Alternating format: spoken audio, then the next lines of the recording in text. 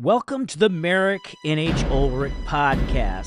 Today, Cleave, Bourbon, and I review the Netflix movie Uglies and David Gilmour's 2024 release, Luck and Strange. It's a great talk.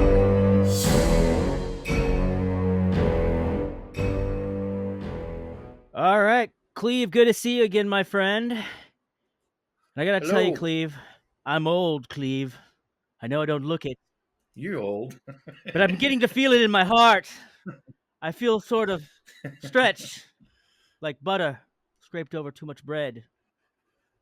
I need a holiday, a very long holiday, and I don't expect I shall return. In fact, I mean not to. Anyways, I've been editing podcasts too long. It's been driving me crazy. We're about a podcast behind. So, anyways, are you about to turn? What is it? 111 or 11? Years. And I found this ring. Well, if you're old, then I must be ancient. Yeah. You've had that ring long enough, Merick. I look more like an old wizard. I was hoping maybe you could spout back to me like wizard. Gandalf. I was also hoping, but you didn't get the cue. All right, it's good. You should start just telling me Gandalf stuff. I got the cue, but I was distracted.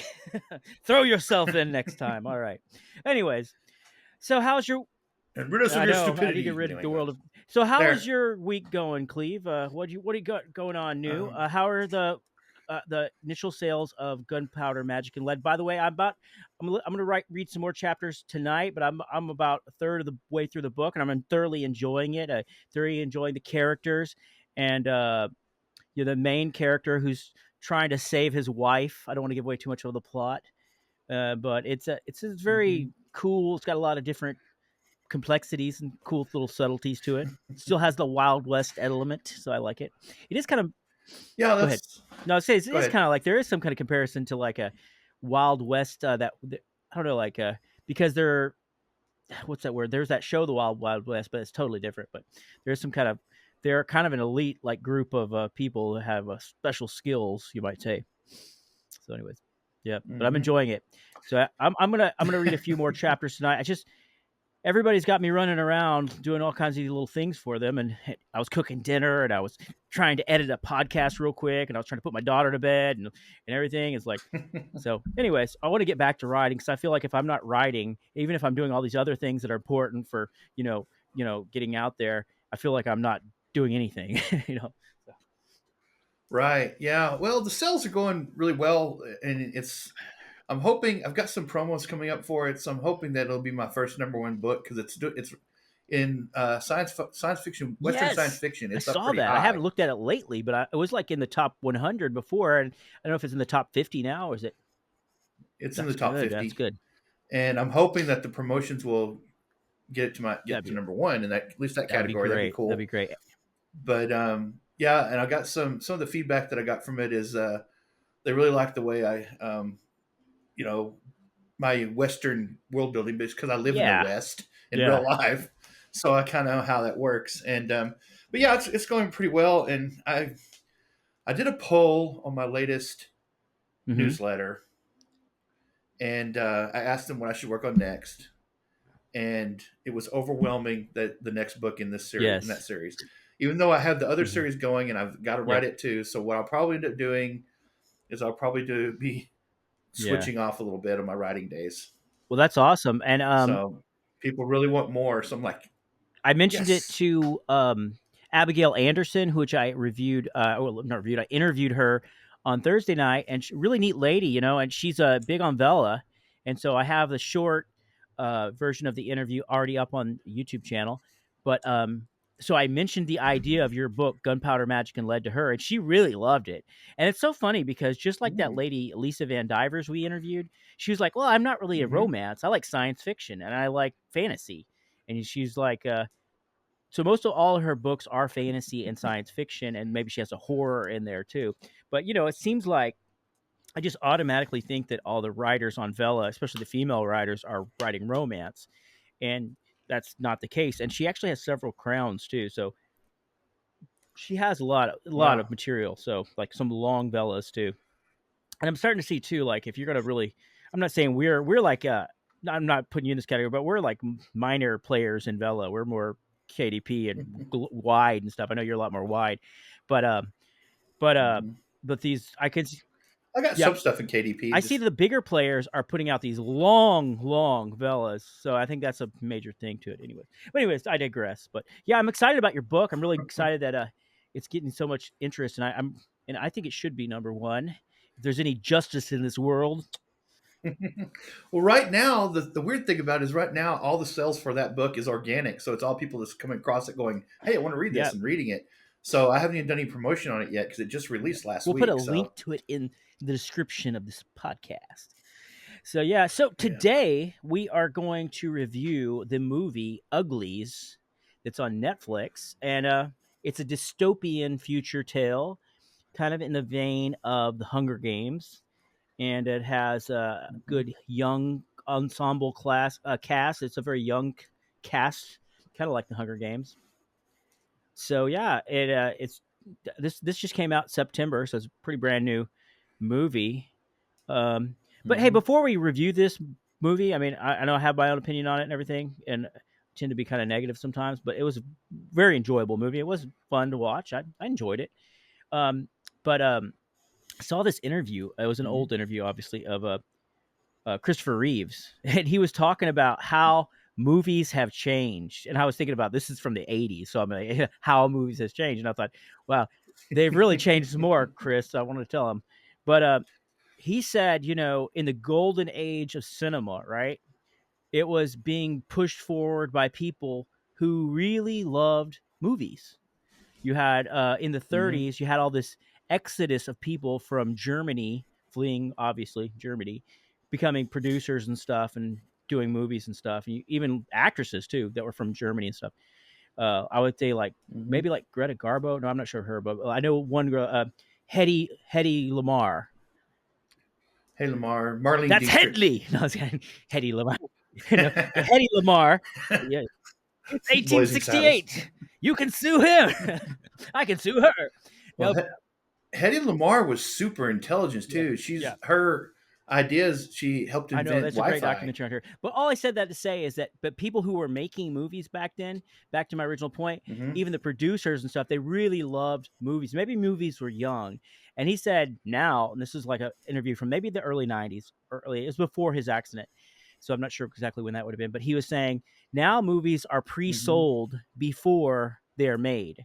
And so it's like, Mm-hmm. you already go like, well, okay, we're going to have Burt Reynolds, and we're going to have, or we're gonna have let's just say we're gonna have big stars, the Bruce Willis, and we're gonna have Morgan Freeman, and they're gonna bring this audience to this movie, and we already know we're gonna get this many butts and Mm-hmm. seats, and so that's gonna. But I think it's even gotten worse in the sense that like people do a movie going like, well, this is kind of like the Hunger Games, so we know we'll bring this group of people in. So I almost feel like everything has to be like built on repackaged. Like we're in the day of. I'm not crapping on this movie. It's got some good points, but we're on the day of like repackaging. I feel like everything is like, well, it's it was that movie they remade like the Willy Wonka and the Chocolate Factory like 3 times. It's even that's funny. It was a flop the first time, but so it was a hit, so they keep redoing it. And I'm trying to think of other movies like Spider Man or whatever, and they just keep redoing it, and so it's kind of like. But anyway, so like I would say like this movie, in my opinion, fits into one of those movies where it is kind of very similar to the Hunger Games type of movie, and you could yeah, they got it Divergent. set up to where it could be a sequel, which is not bad. It's a genre, I guess. The Maze I mean, Runner. at least it's not an exact copy of anything else. It has a real unique plot idea, about the future. So I like Mm-hmm. that. It had a different Mm-hmm. element completely. I guess was this based on a book that came out before? I'm not sure. Mm. Got me there. I'm not sure. You have to I'm look that not up. sure. But I agree with you on. I know what you're trying to say. It's like get to the Yeah, point, sorry man. about that. But Trying to be all flowery. but Yeah, yeah, I yeah, I understand exactly what you're saying. I was kind of worried when I first started watching I the guess it was film. an adaptation Uh, of a. It wasn't. It says it's an adaptation because of Uglies novel. So I guess this was based on a novel. I'm sorry. okay, so it was. Well, all those, Hunger Games. all the Mhm. Maze Runner, Divergent, Hunger Games, they're all based on novels. So and then they became popular, and then people start writing more novels. I guess like that. There's those dystopian sci-fi. But when it first started, I was kind of worried about it at first because I thought it was going to be like, oh no, they're going to go into about cosmetic surgery and the ills, and because the premise of the show, of course, is that when you turn 16, you go through this surgery and you become a pretty. You go from an ugly to a pretty. And obviously, we never got the call, so I never got that call. So, sorry. Go ahead. I got the one for Santa. I went from not Santa to Santa. No, I'm kidding. So at first I was going to be worried. Okay, is this going to be a big social commentary on the ills of changing or becoming somebody else or not being yourself or something like that? But I was pleasantly surprised that that's not where it went. It didn't become this big social message necessarily. There is a social message, but it's not quite as heavy-handed as I thought it was going to be. Do you want to do? You want to do like a non-spoiler 15-minute, and then if we get to a point where we think we're going to get to spoilers, we'll just like warn people. No, I don't want to do that. Okay, so we just warn people, hey, this is non-spoilers. But the one thing in the beginning of the movie that I was like kind of like trying to figure out if they were pushing this or if it was like if they were whatchamacallit, if they were just doing the opposite of, which I thought was interesting at the beginning, and they're talking about how the world had gone bad because people were fighting against other people and warring and stuff, and it's kind of the world had destroyed. It's dystopian. But it said one thing in the movie that I thought was ironic, was that it said and in the future we still couldn't get people to give up the ideas of nations and different people, and they weren't coming together as one. And I feel like it's like a kind of we are in a situation where I don't want to be political or anything like that, but we have one group who wants to push globalism on us, like there's no nations, you don't have any borders, you're just everybody's one people. And then there is a group of people who say, hey, well, I just want to have my independence and the rights that I believe in and local governance, and stuff like that. So that's a real political situation in reality. But I think it is funny because people who push that global agenda are the people who have the power to control everybody. It's not really from a ground up of people going, man, I just wish this was one world where we could have one supreme ruler or a secret council govern us over everything. But anyways, so I just noticed that one point, and my overly political, analytical mind didn't like that. I was like, I resist this. And also, I was thinking about how the Uglies. It's also talking about they're being controlled by pretty much a authoritarian dictatorship that basically controls them. So without getting into spoilers, everything is about control, kind of, just like Pen M and Hunger Games. You have the capital, and so they call it capital, it's the city. And you have people who are the lesser people. And also I was thinking about too, which makes sense, like if you were going to control people, you see there's no families, there's no parents raising, the state raises them in the academy or whatever. And they didn't really because their parents have turned 16 and they've become the pretties. So when they have a kid, the kid is an ugly still, so it goes to like a dormitory to be taught school and things like that until they become 16. So we're not giving away too many, because that happens at the very beginning of the movie. You understand that? Well, also that's in the preview, the trailer, and the. And I think too, like if people are only about being pretty and being happy and partying or whatever, and because it doesn't really explain how, well, how does a society exist where everybody who's pretty just kind of seems to party and just live life? I didn't really get to see, like, do they have jobs or are they just pretty and party all the time? Yeah, I didn't get to that point.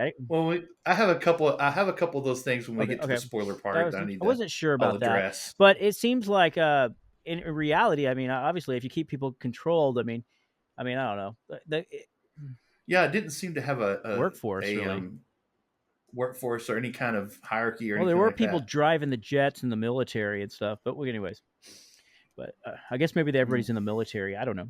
It's all good. But anyways, the actresses and actors in this movie were all young and pretty people. I have to go to mention that. But I thought they did a good job in the beginning with the Academy whole thing. It's kind of I don't know, there's some uniqueness to this, the concept of it.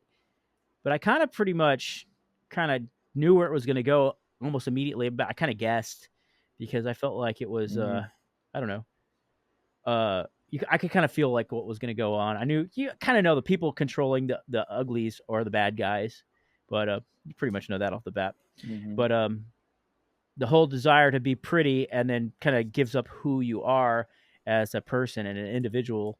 They'll want to do anything to be Mm-hmm. pretty, and in today's society too, we kind of have a little bit of that too. I mean, people, but I mean, maybe on a lesser scale. But it's weird because I was talking to my girlfriend and she said, it's like actually she remembered being a teenager and it wasn't even for even girls. So the girls weren't like as obsessed about beauty as they are today. Like they are her daughters, they're not to be mean or anything, but kids are even like teenagers are super obsessed about beauty. And they have Instagram now. We have Instagram where it's like all you see is pretty people. You swipe, swipe, swipe, swipe. So you almost seem like, and everybody has a filter on every picture. So of course everybody's beautiful.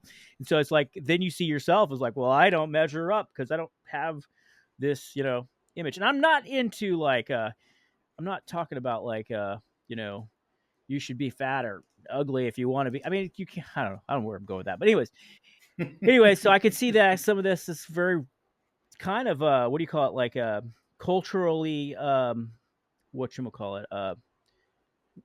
timely relevant stuff because I feel like there is an obsession with beauty, but I don't feel like the same as like, of course, everybody wants to look attractive and good looking.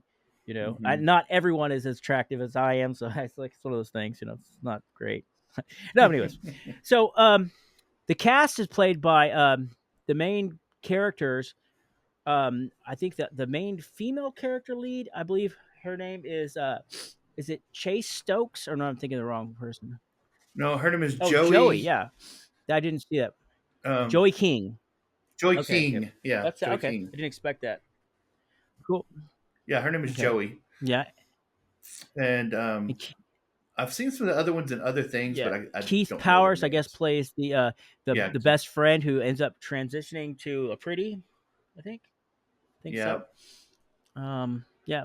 Anyways, it's and it's based around there's a underground force called the Smoke that is this a mythical resistance that is possibly going on. So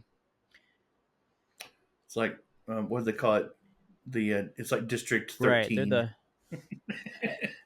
There's always something. There's always some yeah. hidden thing out there that the I thought resistance. some of the graphic scenes were pretty exciting. Were good. I mean, like they had this technology where they can jump out, you free fall, and they just kind of bounce and like an electric field or magnetic field or something like that.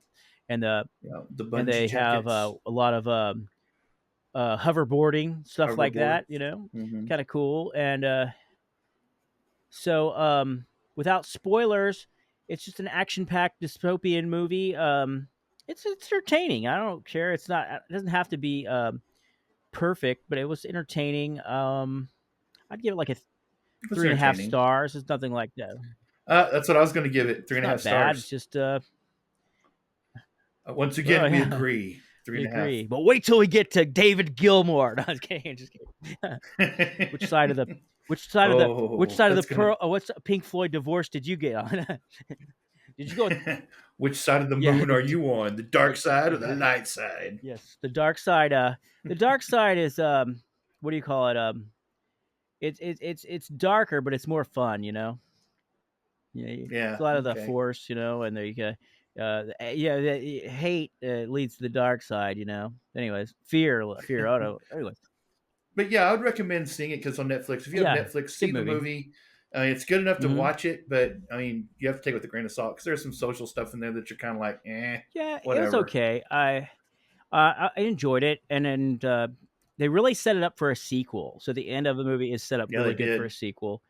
Um, Yeah, it is. Yeah. there's a couple times though, like, well, I don't know if what can we say before we go to spoilers? Because I already got ready to spoilers. I'm I ready for think like spoilers. when they brought when Shay let Tally, Is this a yeah, spoiler? I guess when Shay let Tally come. Okay. All right, we're on spoilers now. Okay, So now get if you off want to here if see it you're not without any gonna spoilers, just come back, pause this, and then fast forward. go. Let's talk about David Gilmour, Luck and Strange. After this, is it Lucky and Strange or Luck is? We'll Luck and talk about just Strange. fast forward Just to look. the David Gilmour uh, review of Luck and Strange. But yeah, I thought when Tally snuck back to the people of the smoke village and Mm-hmm. Shay kind of brought her back, and then Shay kind of knew that she was like, I think those people should have been more skeptical of her, probably kicked her out. Yeah, That there bad, was but that. um, it seemed like if you really already feel like your government is lying to you a lot, it just seems like it seemed that whole aspect of this movie kind of was like, yeah, I could see this being reality. Government lying to you. That's not strange. And they had that flower that was growing in the crop, but it was just killing everything, I guess, so that everybody would think that the world is destroyed and that you couldn't live on your own, couldn't grow your own vegetables, stuff like that. And it was the flowers that supposedly was saving the world was actually Yeah. destroying it. And Yeah. so like that made sense, kind of like Hmm. All right, so you and I were going to resist the government. I've got this big giant yeah. helicopter. Never mind where I get the Yeah. fuel. Let's I never thought just. about that too. Was it converted? Oh, they said it was converted to electric or something like that. But how do you charge it? How do you It didn't make any sense like? to me. I was like, Yeah. how did they even have the Mm-hmm. helicopter going? Even if they converted it, it's like electricity has to come from Yeah. somewhere. That's the same thing with like electric cars Mm-hmm. today. You still We have to didn't see any charge them. solar powered stuff, and I think if that's another thing, if they had like solar power plants, they would probably be able to find them pretty quickly. I don't know. Some drones just go down there. I Yeah, guess I don't know. If they're living in the forest, they could be hidden in there. they didn't really develop the super soldier thing either too much. It was just all of a sudden it was like they're faster and they're Oh catching yeah, us. yeah. It didn't really explain why, except for the like when that one guy was like kind of like I'm getting my feelings back, and I kind of felt like maybe I'm being a bad person, and I was like supposed to be a good friend to my friend, and then she's like, well, you needed a second dose of the treatment. Yeah, Yeah, and they become these super soldiers, and you get the indication that they were these scouts. You get the indication that the scouts were kind of slower and not able to yeah, find them as easily at the beginning, and all of a sudden they have these new improved yeah, scouts, but it doesn't really explain it or develop it. It's just all of a sudden they're fast and they can run through yeah, fire. yeah. Just all of a sudden, boom. Yeah, it doesn't make sense. Um, yeah. So I was trying to remember. So the what's his name? Paris, the Chase Stokes, this plays Paris, right? So Paris is the best friend. Yeah, Paris. He stays. He He stays on the transitioned. bad side, Yeah, right? Or he goes. He stays on the yeah, bad side, right? Or, yeah. He stays on the bad side, and then at the end when he bites it, but he she kind of brings yeah, him back, and then he falls off. yeah, He falls off that dam or whatever they were yeah, standing yeah, on. yeah. And so apparently, like the ending, I thought was pretty cool, where she's like, "We got to test the the antidote on somebody, but we can't do it against their will." So it's like, well, Oh, we probably should yeah, explain that because the transition that makes you pretty also causes brain lesions and yeah, it makes you makes you kind of stupid like and subservient. controlling by the thing, and I guess all you care about is I don't know whatever what Being they tell pretty you. and Yeah, yeah. superficial stuff, and you're It's basically controlled like by it, you're. which that's one I of the think it's basically societal like you're doing a things. lot of meth and you don't feel anything, but you feel like really good. Yeah, But you like don't. I never done meth, but that's what people tell me is like they feel like numb, like they didn't feel like they could do a lot of bad stuff, like in Hitler's Germany when he'd pump up his his stormtroopers with meth. They first had that, so they just didn't feel they they didn't all feel had bad. that. They Yeah, just kept doing bad stuff and didn't have to sleep or eat or anything. That's probably kind of the same thing. yeah. And they'd be like, I bet you we find out in the future in the next episode is like they're just pumping them full of meth. They just need to freaking dry out. They don't They have just to need to dry sleep. out. Just let them dry out for a couple of weeks and they'll feel again. Yeah, but the smoke scientist lady figured out a way to bring the pretties back where they can Yep. think again and everything. And so the girl, of course, volunteers, and then that's how they end it with her Turned being into a pretty. pretty. I'm Yeah, so pretty she doesn't now. care about them anymore. So they're gonna have to catch her, I guess, and then inject her with the stuff. Of course, she's probably gonna go kicking and screaming because she probably forgets or doesn't want to be turned back. So it's a good, to me, these are like these kind of movies to me are in the same category of those Mhm. movies that were real popular in the 2000s and the 90s that had those vampires that were real shimmery and shiny. I forgot what they call it. But Oh, they're Twilight. Yeah, okay. I feel like these are movies that'll probably be more popular with teenagers, in my opinion. But I was about to say they're for a certain I age think group. I so. It's think not a bad movie. if I Yeah, were if I were 20, I'd probably be like, "Oh, yeah, this is great." yep. I think that's probably all right. And it was good. I mean, there's nothing really I could say about it. I think fighting against a totalitarian, government is something that we'd all hope we would do if we were in the situation. The rebels, the smoke. and it's good. And but in reality, people pretty much like totalitarian governments, and everybody's pretty much down to join them whenever they spring up.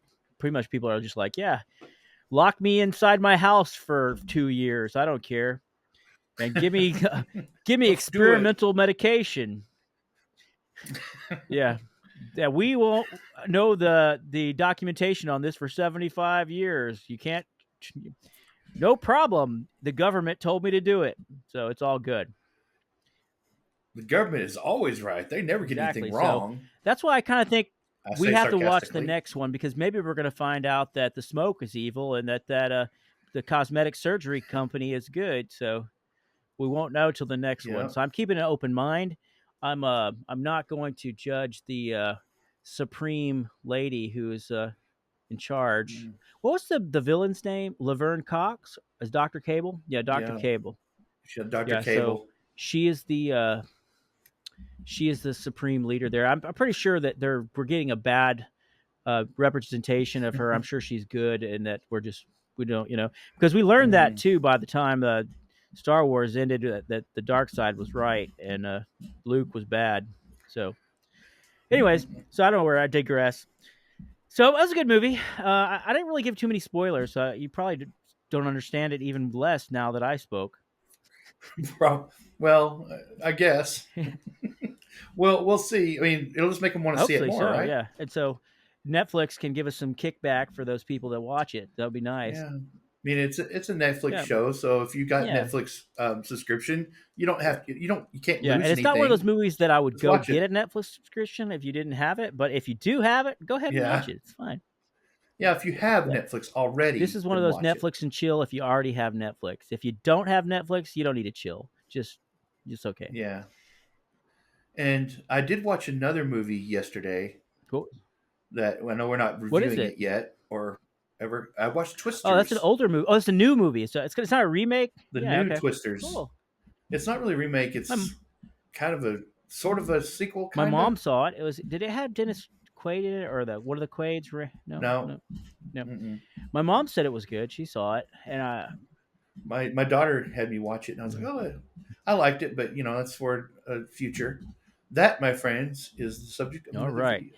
Well, we're going to take a quick commercial break, and then we're going to come back, and we're going to talk about David Gilmour's album, Luck and Strange. All right. We'll see you in a minute. Have you read Red Mage Ascending, The Mage of Blood Magic, in the Tournament of Mages Book 1 by Cleave Bourbon? The servant girl has a secret, and she's hiding it in plain sight. Hannah works for a well-to-do family who treats her well, but something is not quite right. The servant girl doesn't act like a servant. She speaks with multiple languages, including High Elvish. She is a skilled musician and a talented artist. There is also another talent, but its secret Hannah guards closely. She can use blood magic. She is hiding because she knows if she is found out, she will have to fight in the Tournament of Mages, a contest where she will be pitted against 5 other mages with different forms of magic. She has left everything behind, her family, her friends, and the one secret she dares not reveal. Now available on Kindle, audiobooks on Audible, in hardcover and paperback. Find it online on Amazon Kindle, Barnes & Noble's, iBooks, Kobo, and wherever you buy good books. This book is by Cleave Bourbon. Buy it now.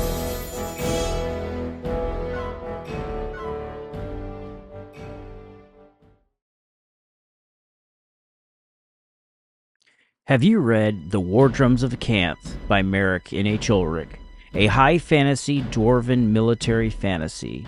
The Wardrums of Canth. It's long been known that the Viclogs are the last stand of freedom in the land of Delantia, and the treachery of the Blood Queen. The dwarves settled the land long before she rose to power, but they were not the first inhabitants of the Viclogs. Orcians, trolls, kobolds, and even fouler creatures ruled the land. Only a dwarf would be obstinate enough to persist amongst such dangers. Now they face their greatest danger of all.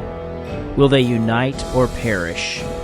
Before the tales of Vandrin the Valorian, and before the mighty drunken swordsman Gunnar Bannerbur, 1,000 years peace reigned in the Viklogs, but before that time of peace was 1,000 years of war. Dwarven clans warred against each other for power and control of the land.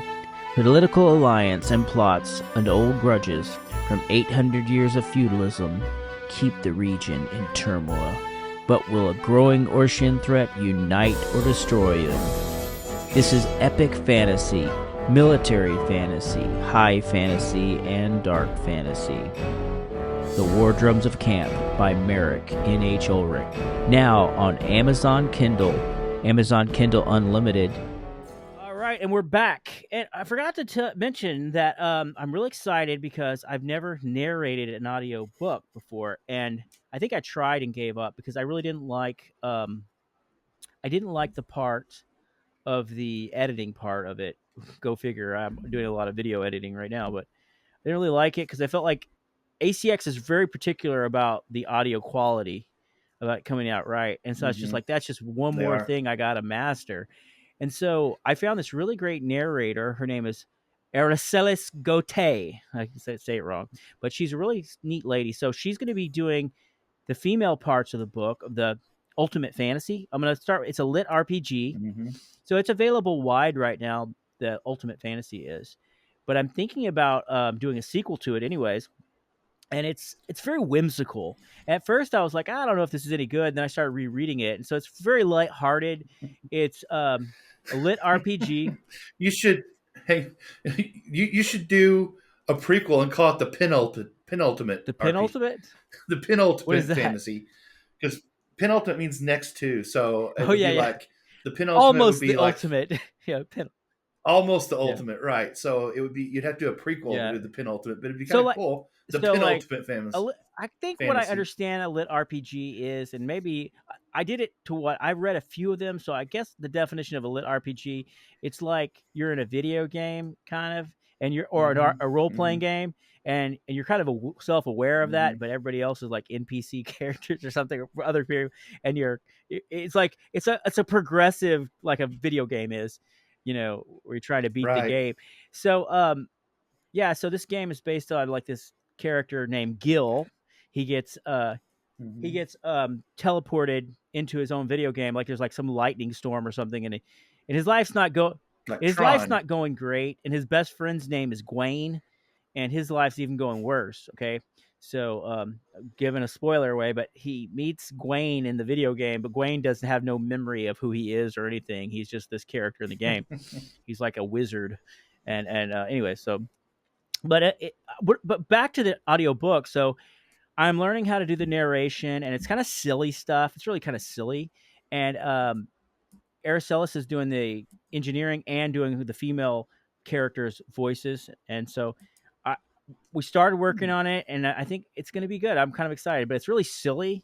It's the silly stuff. I would say on a scale of, it's kind of an R-rated story a little bit because it's a harem fantasy. It's kind of, but it's not. I wouldn't say it's erotica. It's more of just a kind of a, it's like on the level of Deadpool or something like that. You know what I'm saying?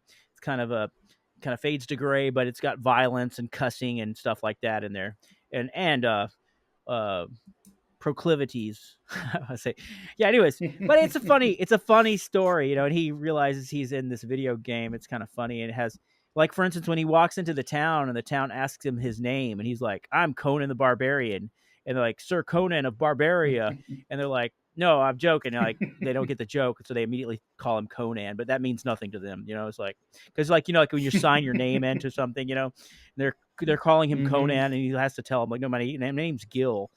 And so on the game, Final Fantasy, they in the first one they use Gil for coins, and like a one scene when he's talking to the town's guard, he's like, "My name's I meant Gil," and he's like, "No, we take gold now, gold, not Gil."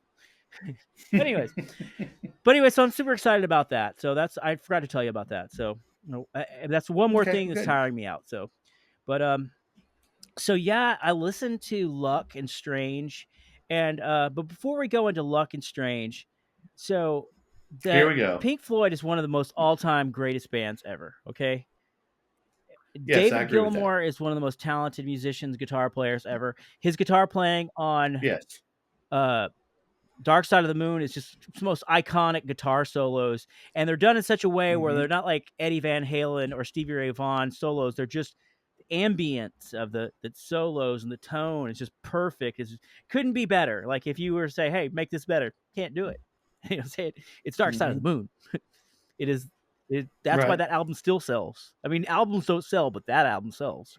Still selling. It's still like on the charts somewhere, or it was. I don't know. But Mm-hmm. and I love The Wall. Okay, so apparently, like David Gilmour and Roger Waters had a falling out, and Mm-hmm. you know, most of the band said that Roger wasn't a team player. He it was all about himself, and it was all about him, his version of the band. Okay, and then at some point he said, I'm dissolving the band, and they said, no, we want to keep going. And so Mm-hmm.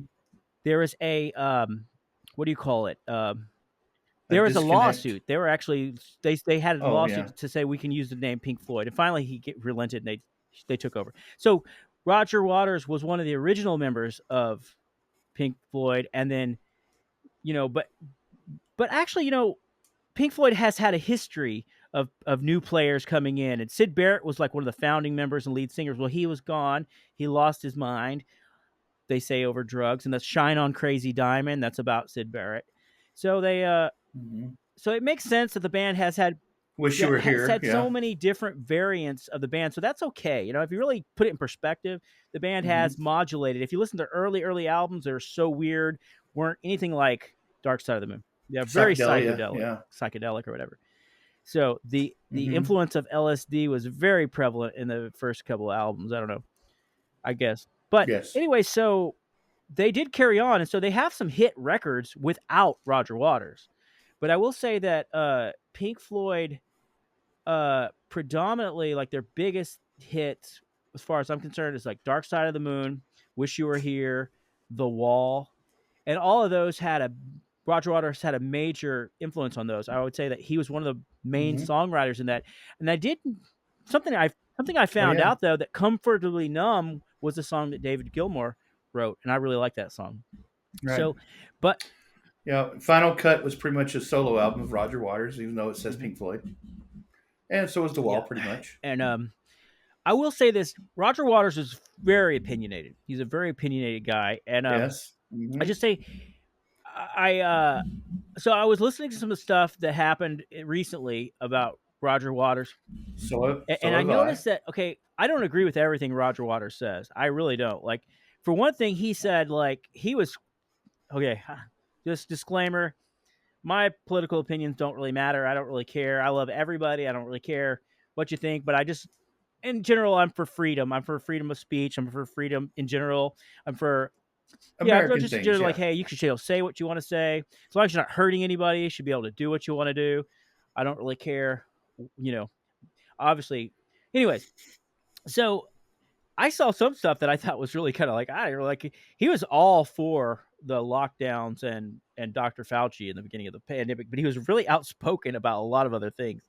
I thought it was really interesting. But at some point, the things that Roger Waters were saying were definitely against what David Gilmour and some of the other guys in the band. And what I didn't like was that a lot of the shaming for people who are not pro-vax and stuff happened later in the pandemic. Well, I really didn't like how they treated Eric Clapton. Eric Clapton had a like a vaccine injury, and a lot of like the music community and his family and people at other rock musicians started like shaming him, saying you're going to kill grandma if you don't if you have tell people to have vaccine hesitancy or whatever, this malinformation. So he couldn't even express his concern about. He felt like he wasn't ever going to play guitar again. That was Eric Clapton. And I think at some point, I believe Roger Waters started speaking up against the control of people and the media about the pandemic and stuff. But at first, he was all on board for it completely. And so but one thing that Roger Waters talks about a lot that really sparks controversy with his bandmates and stuff is his anti-war state about Ukraine war and Israel and Iraq and Iran. He's always been anti-war, which I feel like that was really a big message of Pink Floyd and the Wall and everything. I feel like the he was very political always. I think, and his push. I feel like the conformity and the lack of freedom and everything that I feel like that was so a lot of the imagery that was pushed in the Wall and the we don't need no education, teacher, leave these kids alone, all that kind of stuff was all pushing that total. So I feel like I almost just disliked. I don't know. It's just so if I had to say, I think that really Roger Waters may have been an asshole, but I think he was probably the artistic driving force of Pink Floyd. In my opinion, he was the main architect of whatchamacallit, the Dark Side of the Moon and the Wall, and in my opinion. But my thing is what David Gilmour did was he added the color and the shape and the ambience of the feeling of everything. So that's why, like, this album that we're about to review, I feel like it has all that shape and color, ambience, without a lot of the driving force of the songs that are like so iconic. But then again, he's had a lot of albums, a lot of success. This before we go into it, it's not a bad album, but I just in comparison to Pink Floyd, there's a couple songs that were kind of bringing me back to Pink Floyd, and other songs that were kind of like a jam session that I felt went on too long. A Okay, lot of so unpack. if you've Sorry. been watching this podcast for a while, you realize that Merick and I tend to Yeah. agree on a lot of things. But I am on Team Gilmour, and he's on Tim Waters. And I think Roger Waters is the biggest a-hole that's ever lived, and I think that he should go away. Not die or anything like that, but I like some of the stuff that Roger Waters has done. He is very. Some people think that he's anti-Semitic, and I watched some stuff on there about him, and he's not. He claims he's not, but he is very pro Palestine, and he's in a lot of organizations with pro Palestine stuff, and he's also. He pretty much thought that he owned Pink Floyd. The way I've read this, and I may be reading it differently than you, he pretty much thought he owned the name Pink Floyd and thought he owned Pink Floyd, and he kind of took control, especially after the Wall and when he did Final Cut, and he fired Rick. Why can't I think of his name? His last name, the one that passed away, the keyboardist. I want to say Rick Wakeman, but that's Yes. And I think he had one of the main members that he dropped them down to a salaried musician. That's what I'm talking about. Made him a session player. Yeah, what is his name? There's Nick Mason as a drummer. Then there's David Gilmour, Roger Waters, and Rick. I cannot think of his name. The keyboardist. Okay, I'll find it. Go ahead. Pop it up. Anyway, so yeah, he kicked him out, and he was kind of not contributing or whatever. Not contributing. Kind of kicked him out during the Wall, and made him like a salaried person. But what ended up happening is he was the only one that actually profited. Yeah, I heard that too. Yeah, because he was a salaried musician. But anyway, so Roger Waters left in 1985 because of creative differences or whatever, and said you can't be Pink Floyd anymore. That's where that lawsuit you're talking about came in. But also in a way, I feel like if the band wants to go on, but one member wants to quit, in most cases, the band just keeps going. You know what I mean? Yeah, but he couldn't believe that Pink Floyd could exist without him. And then, of course, they had momentary lapse of reason, which a lot of Pink Floyd aficionados think that one's not necessarily Pink Floyd, or it's not the greatest Pink Floyd. I personally loved that album. I listened to it. I need constantly. to listen to it. I really and it had a lot. I mean, back in the day when it first came out in the 80s, my friends and I, we were listening to it, and because we were Pink Floyd fans, and we were thinking, man, the lyrics and the what's the ambiance in that, learning to fly and stuff. It's just so much in there, and that was all David Gilmour. Right. Roger Waters had nothing to do with it. And then, of course, they came out with the Division Bell. That's very iconic. And songs like the image of that is very iconic. Songs like High Hopes and What Do You Want From Me, and we're just awesome. And of course, again, Pink Floyd aficionados, they kind of tend to think, well, and I think that's maybe why David Gilmour might have ended Pink Floyd, but then Roger Waters like, well, David thinks he owns it all, and he won't let me come on and promote my music on the websites or anything like that, which might be wrong somewhat, but Roger Waters kind of did it to Right. himself, in my opinion. He's the one that kind of, Well, I you feel like he know, wrote this. Didn't he write the pushing that. song "Time" and "Money" and he wrote the Yeah. song. Hmm. I mean, those are some iconic songs, you know. He wrote pretty much a lot Yeah, of most of the Wall. I think he wrote a lot of, yeah. I heard though, and I you don't know if this know, is true or not, but I heard that Dark I Side of the heard that. Moon. And listen, I'm not really defending everything he does, but like I heard that he like spit on fans before on stage.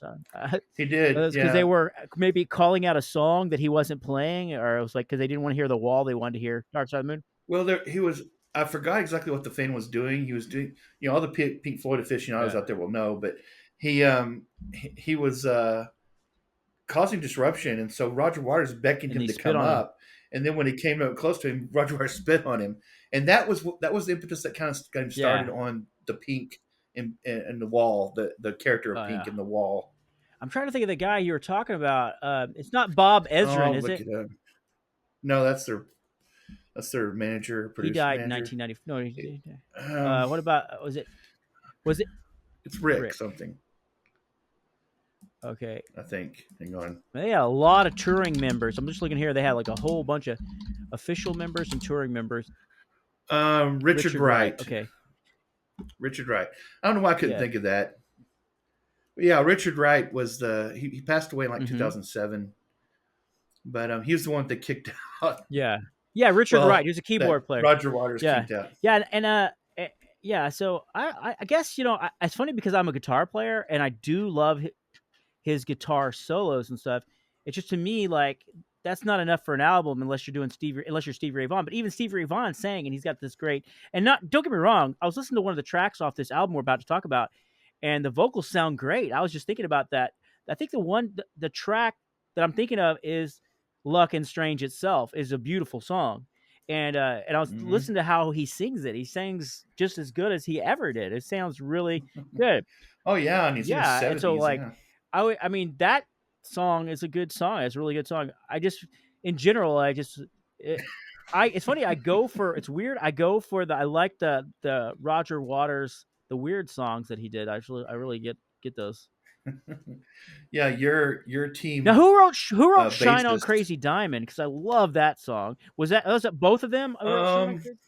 Because that's such a Probably. I long don't know who song. actually But wrote see, it. David Gilmour's guitar solos were all throughout that. So even if he didn't write the Yeah. song itself, it's just all David Gilmour's guitar. I mean, all throughout that. Yeah, I think a lot of them were probably Yeah. together. I mean, I think Roger Waters had a lot to do with Animals. He wrote a lot of the Animals Uh-huh. album, and but I think it's funny that you like the Roger Waters, who's the bassist, and He's I'm the a bad bassist, guy, but and I I like do like Gilmour. him. I I like Gilmour, I who's like the guitarist, and you're like the the guitar, maybe guitarist. because I see like I can't do what he does. But no, he wrote those songs with the bass in mind, like just the bass line on "Money."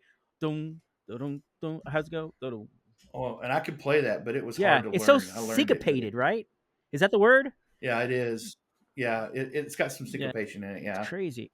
and yeah, I had to look it up because it's got some nuances to it that Yeah, so you would play it wrong if you don't know so exactly how to one play thing it. I Yeah. guess it's like it's funny. It's like have you ever? This is a weird thing to say, but have you ever like okay, like in churches, like if you go to like a Baptist or like a Pentecostal church or something, and the path We just need to start talking and, about children because we've yeah, covered and we talk religion, about now sex church, too, and and then no, I mean, so government. like the pastor gets kicked out because he said something that the one deacon didn't like, and the who ran the church, and so the pastor gets kicked out, and because he's not because he did something obviously bad, because we'd all be against that, like if he's doing some naughty stuff, but just say Mhm. he said a sermon and it wasn't what they liked, and so the deacon kicked him out, and then half the church goes, "Well, I'm offended for the pastor. He's got his right to say what he wants to say."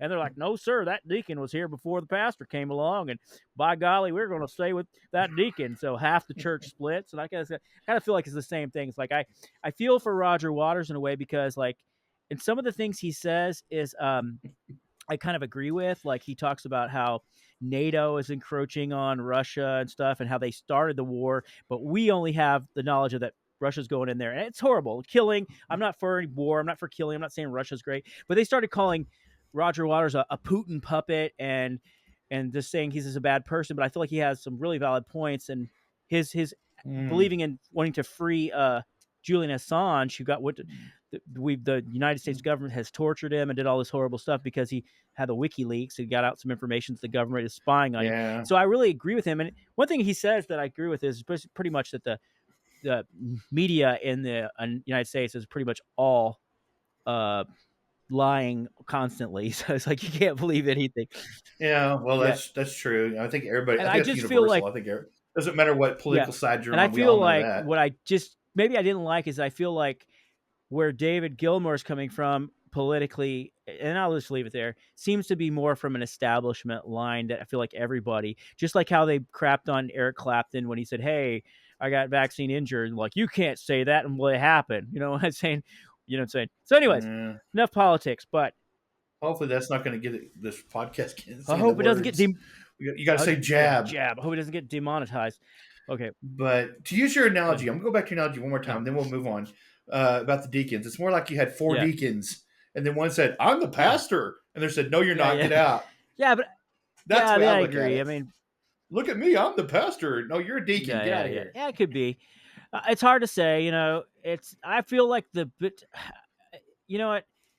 It's one of those things where I feel like I guess they did have those two albums. I need to go listen to those two albums without Roger Waters and refresh my memory on those. But I guess when I think of Pink Floyd, I think of Dark Side of the Moon, I think of The Wall, and I think of Wish You Were Here. Those are but see, there's a whole lot more, a whole score of other albums, and so.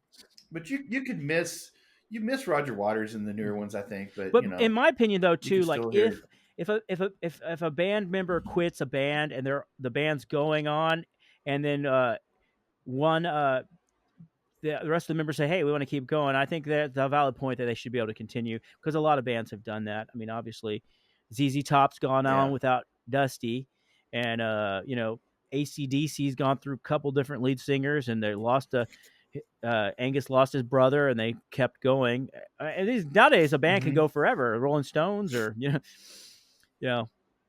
and Smashing Pumpkins lost their female bass player. They kicked her out. No, anyways, players come and go. So, but it's hard to say. But anyways, there's some bands out there that don't have any original members anymore. But no, I mean, I would say. Right, so what would you rate the album? What would you give the album? There's parts of the album that I really liked, but I would say I could have shortened it down to an EP, and I would have been okay with it, because there's like 3 or 4 songs that I liked, and other than that, like the jam sessions to me were kind of boring at the end, the long drawn jams. But then again, I mean, I really listened to it a lot, but maybe I need more time to stew on it, because I've only been listening to it this week. But I really like the song Luck and Strange. It's a great song. I watched the videos of that. I like that. But I listened to the whole album over and over. But maybe because I was frustrated editing podcast stuff, and I was just like, I had to turn it off at some points, because it was like that jam session kept going on forever, and I was like, well, I've never been a big fan of the really long jam sessions. But did you realize that there was a theme? There's a theme in the album. Catch it. It's almost a concept album. The theme is mortality. Well, I'm giving it away. Spoiler. Mortality. Well, I don't think you could have a spoiler on an album, because that's subjective. Did the theme follow through? I mean, I guess that's a good. Well, there's a song in there, Vita Brevis, and that's Latin for "Life is Short." And if you look at the titles, Black Cat was a real short song that came in the beginning, right? Yeah, and it's more of I think it was an instrumental, wasn't it? And there was it's the theme of it's like mortality and coming to grips with your mortality. Yeah. And the female singer on the album is his daughter. Oh, okay. Well, there's one song. Yeah, I saw something on TikTok too, and it was like a meme or something. It was like, when you're learning guitar, but your dad is David Gilmour. It was like, oh my gosh.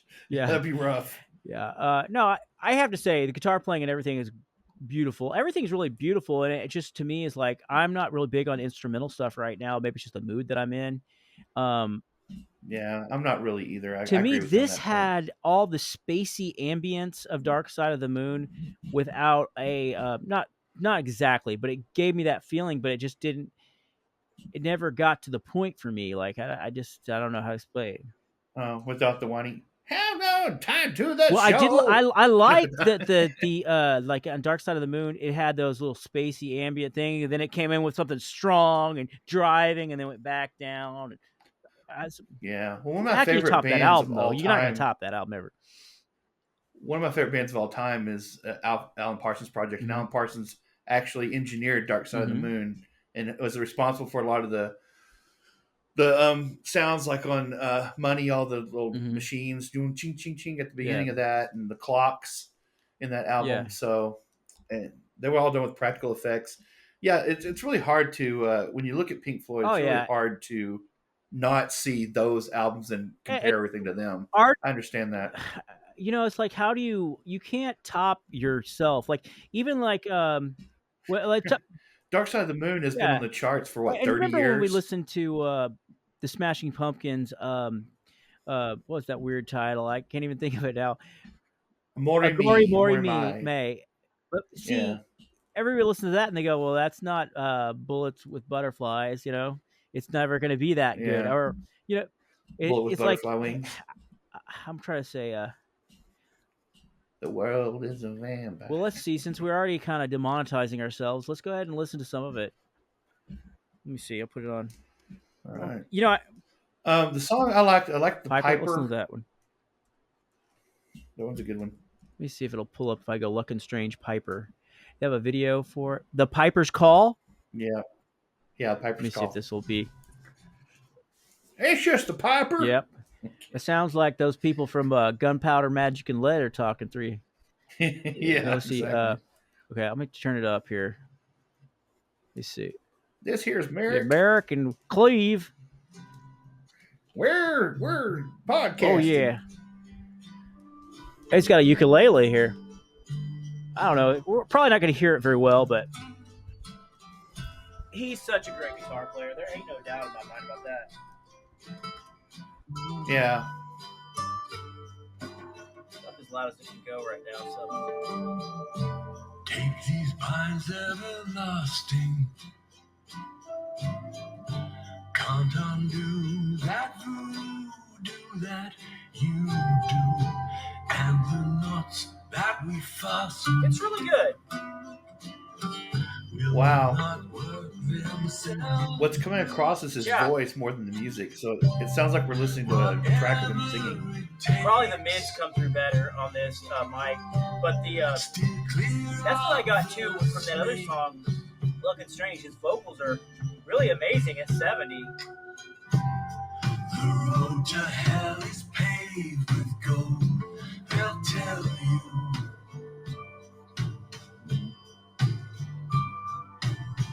Oh, the drum beats too, I noticed in the songs were kind of very slower, but I still liked them. They had that kind of a backbeat to them. I don't know how to explain it. Like listen to Lookin' Strange. It has this kind of very Pink Floyd sounding kind of a beat. And beauty to behold. Yeah.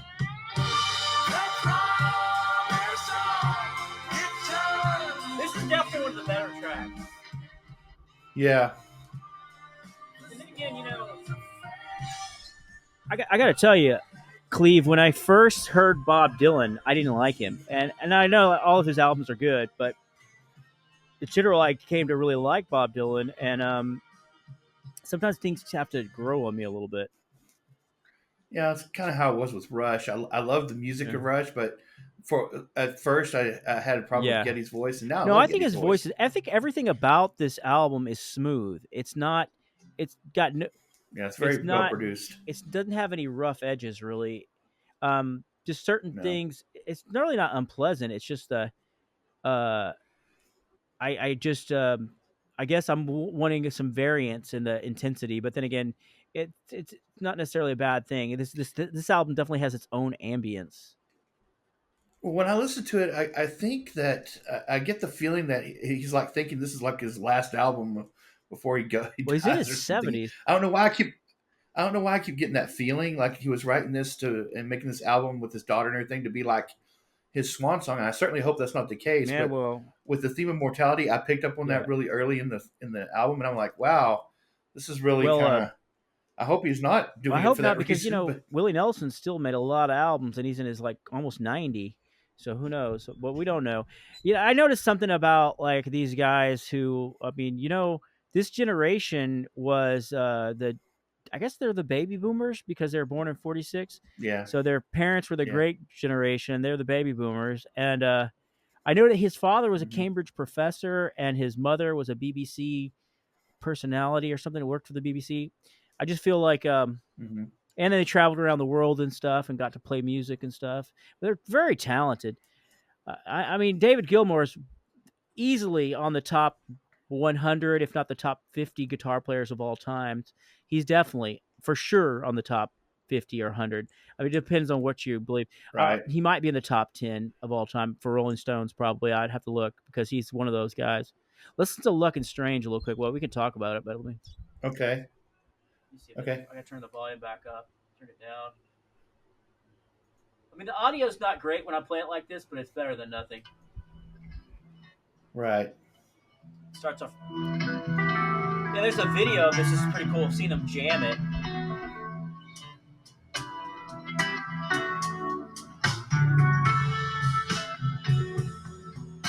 I kind of feel like Roger Waters' lyrics are edgier. Maybe that's why I like Roger Waters. They're very.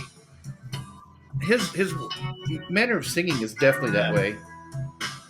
He's the 14th greatest. Yeah, I knew it's up there.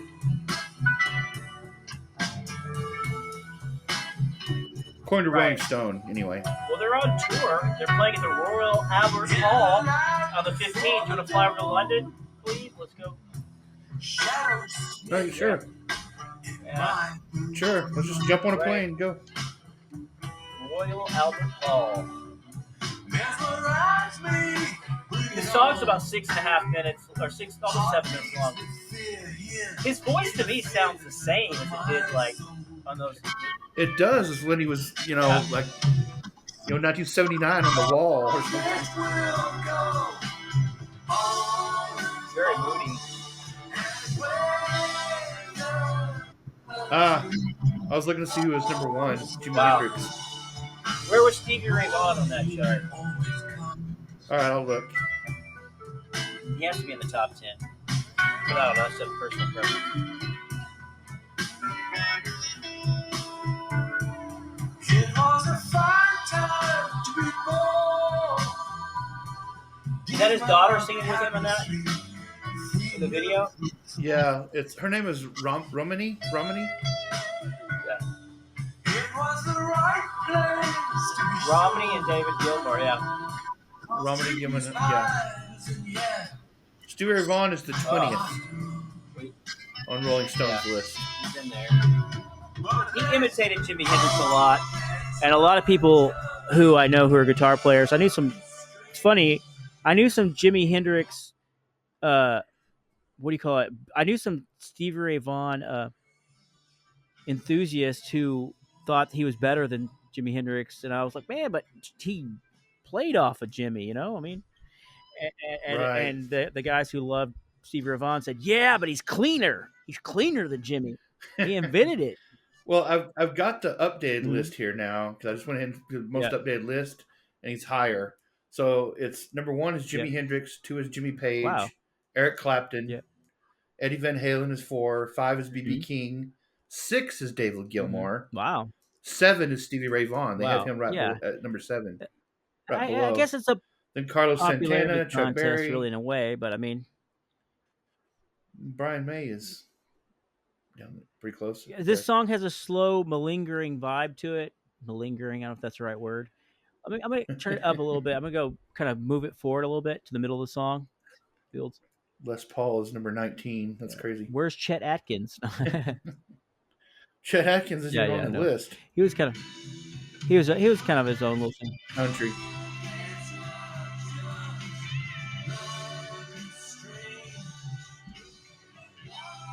Nice. Yeah, it's a very melodic album. I really don't want to give it a bad grade. To me, like, it's just not a. maybe it's because I'm biased against the guy. I should my bias on the side here. For me, it's a 4, a strong Good. 4. I might go with 3.5, but it's just because a lot of the songs like that. What got on my nerves was the long jams at the end. To me, I was like, I told my girlfriend, I said, that's just what do you call it? Like delusions of grandeur, because I feel like it might be like great. I mean, I'm not saying that we could do it as well as him, but we could put out a jam session similar to that. Because I mean, it's like just doing bass. Well, you know what? I re-listened to it because I'm sure it's more tricky than that. But it's not like it's. I don't know. Well, Maybe because I'm a I've guitar watched some player, other I'm not. reviews. Maybe because I'm a guitar player, I can see how it could be done. I Yeah. don't know. But I know there's people out there that would give it 5 out of 5 for sure. They think it's a Really? masterpiece, and I don't know. I don't know if it's a masterpiece. I would say it's probably There's 4.5 one at the song on there that most like for me one anyway. song on there that one song that reminded the intro of it reminded me of another song. Maybe was it a single spark? Let me see. I don't know. I don't know, but if you're watching the videos, you're watching the making of, David Gilmour looks so Oh yeah, he old. does. His voice sounds like, as good as it's ever sounded in his life, but as in my opinion. But yeah, I can't really watch him because it just makes me Oh sad. yeah. 'Cause I'm like, he looks so old. Of course, Roger Waters is looking pretty old. I watched Yeah. some interviews with Yeah. him in preparation Yeah. for this. But This is a song. oh yeah, This got that's got some Pink Floyd vibes. intensity a little bit.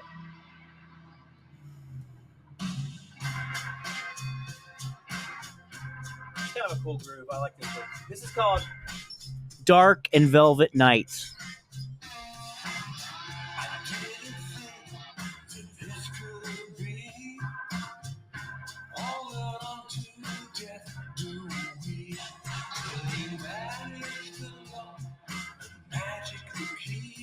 That almost sounds Halloweenish.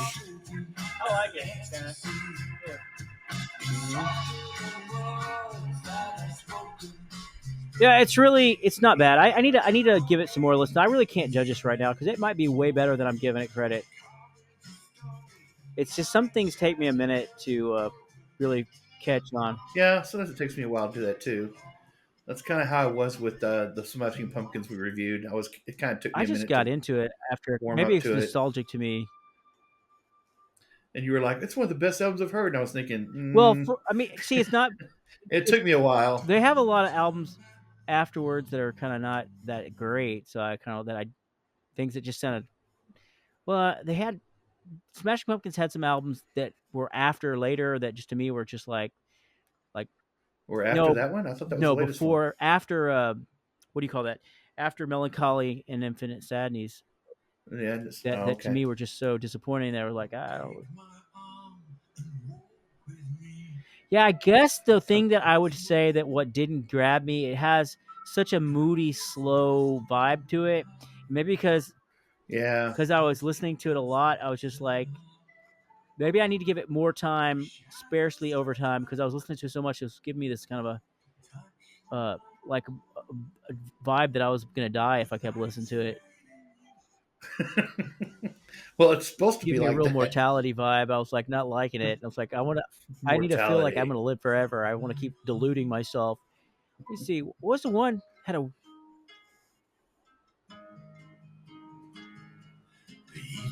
A lot of his intros took a while to get to the yeah. song too. On some of the songs. And there's the barn jam. This one's 14 minutes long. Yeah, I'm with you on that. I'm not a real big fan of those big long jams, especially guitars. Not anything It's against not bad. guitarists, It's just but it doesn't go anywhere to me. sometimes guitarists seems like they He's a great guitar they player, want and I'm to. sure if it was like live, we're hanging out and we had some beers, it would be great. Just chilling out, watching him play. Live it'd probably be really exciting. You know, Right, yeah. uh, Yeah, but I've never been a big fan of just endless guitar playing. I mean, no yeah, disrespect to you yeah, I guitarists know. out I mean, there, but it's kind of good if you don't have a lot of songs in your set list. You're like, we need another 20 minutes. Don't worry, buddy. Hold your beer. Yeah. So I really think fans of David Gilmour are going to love this, but and I'm not. It's not a bad album. I maybe I need. I'm gonna. You know what I'm gonna do? I'm going to recuse myself from voting on this one because I need to give it more time. I feel like if I give it a low grade, I'm probably going to regret that, and I Yeah. can't give it like a 4 right now. I think it's a strong 4, and it's probably actually a Yeah. 4.5 is my Mhm. opinion. But I'm Parts of it sounds I'm a real big fan. ambient, like Pink Floyd, and Yeah, it's got some of that in it. But see, I'm a huge fan of. There's actually 3 albums after Roger Waters. I think there's Momentary Lapse of I need to go Reason. back and listen to Then those. there's the Division Bell, and then there's a third one Mhm. that came out that I haven't Yeah. even listened to. Um, that because people kind of Yeah. dissed it. They were like, eh. Well, It listen, was I'm like definitely not in the camp of it was like the musical everything Roger scraps. Waters says or does correct. Because I feel like I already knew like some of the things he did were just outrageous. Like how he treated fans and stuff.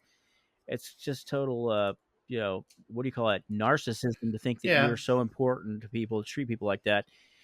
But yeah, some of right. his opinions too. But I feel like even like our greatest favorite rock superstars, a lot of them live in a different world than normal people. They come from rich elite circles and stuff. So it's just let's just enjoy the music as best we can without worrying about what their political beliefs might be because it doesn't really matter. Like it really hurt me too when Neil Young was being so not free worldish, kind of like anti free worldish. He wasn't rocking in the free world. That was kind of bothering me, and I like Neil Young, so you hate to dislike people because of they have one political belief that's different than mine. So you know, So the last Pink Floyd album was The Endless River in hmm 2014, but I've not listened to that one, so I don't have any hmm opinion on it. But the other two, after post Roger Waters, Momentary Lapse of Reason, and The Division Bell, I'm a huge fan of both of yeah. those. But that's just me. I'm also a huge fan of the earlier Pink Floyd, like The hmm Wall. I was I remember when Another Brick in the Wall Part Two hmm came out. A friend showed it to me, and I was like, "Oh, this is the greatest song ever. We don't need no Yeah, education." yeah, You yeah. know. Then I became Yeah, a you're like, teacher, yeah, so well, there is educational needs. I guess what they're talking about is now I mind say control. stay Mind in control school. is what we're talking about. I think the message of Yeah, that was like, yeah. um, And then of course I bought Dark Side of the Moon not long after that and mhm, loved it. And then that got me down on Alan yeah. Parsons project, and so I kind of went down that rabbit hole. Well, the good thing And about these songs that we're playing, yes, we'll be demonetized for the song, but they don't take us down. And so if you like our channel, please like and subscribe. I've got a Facebook group that I'm going to start kind of moving towards this podcast. It's called the Midnight Review, and about fantasy and for fans of fantasy and science fiction. Because we don't talk just about fantasy and science fiction on this podcast, but we are fantasy and science fiction authors. So if you haven't checked out mm-hmm, Cleave Bourbon's website, cleavebourbon.com, he's got a lot of fantasy books and science fiction. Do you delve mm-hmm. much into science fiction or purely fantasy? Well, you got the Well, steampunk thing kind of going on for you. Or not really steam. yeah, that's considered science fiction. I was trying to figure out if you've been fancier science fiction, and it is more science Yeah. fiction. So that's my really, and I have another science fiction. It's a kind of a lit RPG, but it's not up right now. I need to work on it and fix it, Cool. but it'll probably be out at some Yeah, but point. so even if So I we're don't have much science fiction, more fantasy. demonetized, you can still support this channel by checking out one of our books and stuff. And so you can Yeah. do it that way. It helps us out, helps us, and it helps us to be able to justify doing this podcast a little bit. Of course, we like doing it too because It helps us stay it helps us. alive. Yeah. So um, and here's this song by this band that I think is pretty good. I don't know if you've heard it before. I thought we just played a little bit of it. But yeah, we're um, we're happy to come back every week and talk about your favorite movie or album. So if you have an album you think you'd like for us to review or a movie, do you have any final closing thoughts, uh, Cleve, before I'm we run good. out of time? Okay. Mm-mm. No, Yeah, I'm we're gonna good. run out of time in a second, but here we go. here. You see what I'm doing here? Not so subtly. Yeah. Those clocks were done by Alan Parsons. All right. We might. It's got a long intro. Still going. I love this part. This is my favorite part of the song. Is it a crescendo? Can you play this one too, please? Oh, I love this song. It's so funny. The bass parts in this are my favorite. Not the guitar part. The guitar parts are good too. The bass line is It's very funky, but yeah, the bass part's very good. It's fun too to play. It's hard, but it's fun. It's so simple sounding, but it's not. That's not easy. And it's in like 4 different time signatures too. Yeah, that's weird. So it modulates. All right. Well, we're going to get totally demonetized this time, but we enjoy coming to you every week, and we'll be back.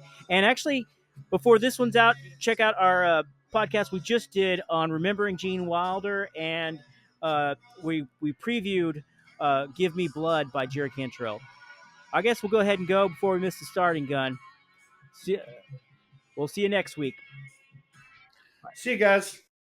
Thanks for listening to the Merick NH Ulrik podcast. Please like and subscribe to this channel. We'll see you next week. Thank you.